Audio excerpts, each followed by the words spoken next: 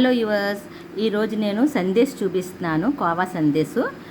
ఒక పాత్ర తీసుకోవాలి. ఆ పాత్రలో లీటర్ పాలు వేసుకోవాలి. నేను టోటల్ 2 లీటర్స్ పాలు తీసుకుంటున్నాను. 1 లీటర్ పాలు 2 లీటర్స్ టోటల్ తీసుకున్నాను. 1 లీటరు ఒక డిష్లో వేసుకొని మరబెడతాము. అది చనా చేస్తాం. దానికి పాలు ఇరుగ్గొట్టేసి ఇంకొక కడాయి తీసుకొని దాంట్లోని లీటర్ పాలు వేసుకొని ఇది దగ్గరగా అవ్వాలి. దాని నెక్స్ట్ ప్రాసెస్ చూపిస్తాను మీకు. పాలు బాగా మరిగాయి. వెనిగర్ తీసుకున్నాను నేను 4 స్పూన్స్. డైరెక్ట్ వెనిగర్ కానీ లెమన్ జ్యూస్ కానీ ఎప్పుడు వాటర్లో వేయకూడదు, అంటే మిల్క్లో వేయకూడదు. మనం వాటర్ కలిపేసి ఎప్పుడైనా వేయాలి. అప్పుడే దాని చనా బాగా వస్తుంది. ఇక వెనిగర్ వేస్తున్నాను.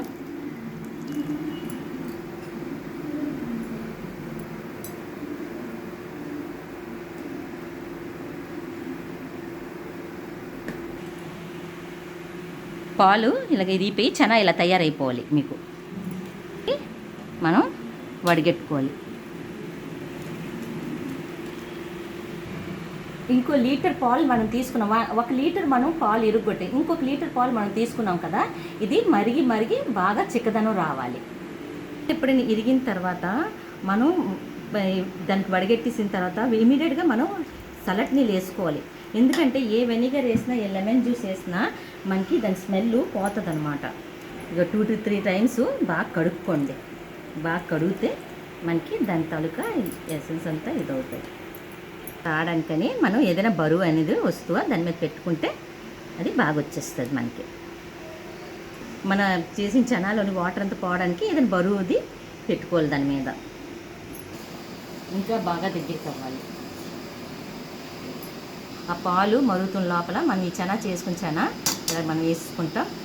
వేసుకున్న తర్వాత మనం బాగా వేడిగా ఉంది, కొంచెం చల్లగా అయిన తర్వాత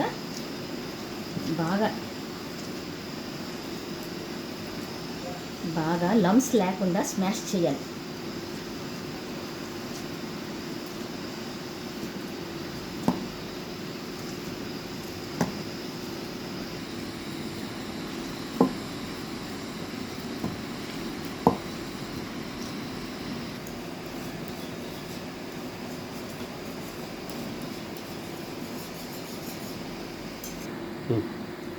మరుగుతున్నాయి పాలు. ఆ పాల్లోని ఈ బౌల్ 1/2 కప్ షుగర్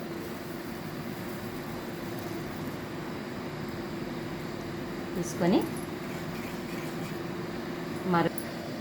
ఈ మరిగిన పాల్లోని ఈ చనా చేసాం కదా, ఈ చనా 1/2 చనా ఫస్ట్ వేసుకుంటాం. వేసుకున్న తర్వాత మరగాలి. ఇది బాగా ఇంకా దగ్గరికి అవ్వాలి. ఈ విధంగా చెక్కగా అయింది.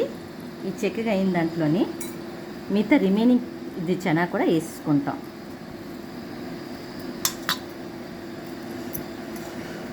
నెక్స్ట్ 4 to 5 ఇలాచి తొక్కలు తీసి ఇలా బాగా దంచుకోవాలి. దంచిన ఇలాచి ఇందులో వేసుకోవాలి. చూసారా ఎంత చిక్కగా వచ్చిందో ఇది.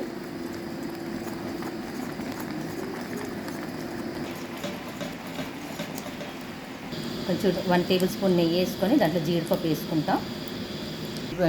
కాజు ఫ్రై చేసాం కదా, అది ఇందులో వేసేస్తాం. వేసి ఇది మిక్స్ చేసుకుంటాం.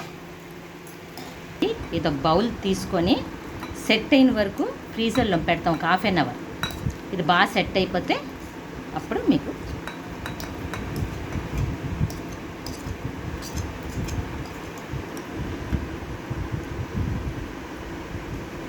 వేసిన తర్వాత ఇలా సెట్ చేసుకుంటాం. ఈ సెట్ చేసింది ఫ్రీజర్లో పెడతాం. 1/2 అవర్ పెట్టిన తర్వాత మీకు చూపిస్తాను. డ్రై ఫ్రూట్స్తో గార్నిష్ చేస్తాం. ఇది 1 అవర్ ఉంచిన తర్వాత సెట్ అయిన తర్వాత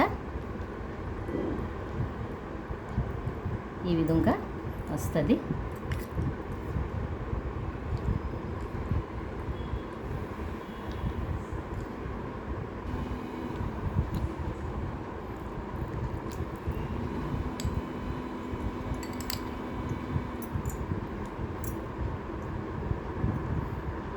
ఈ విధంగా పీస్ ఇలాగ ముక్కలాగా వస్తుంది.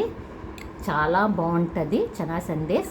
మీరు ఒకసారి ట్రై చేసి చూడండి. నేను చూపించిన విధంగా మీరు చేయండి, ఇలాగ వస్తుంది. చాలా టేస్ట్గా ఉంటుంది. నచ్చినట్టుగైతే please like, share and subscribe. Thank you.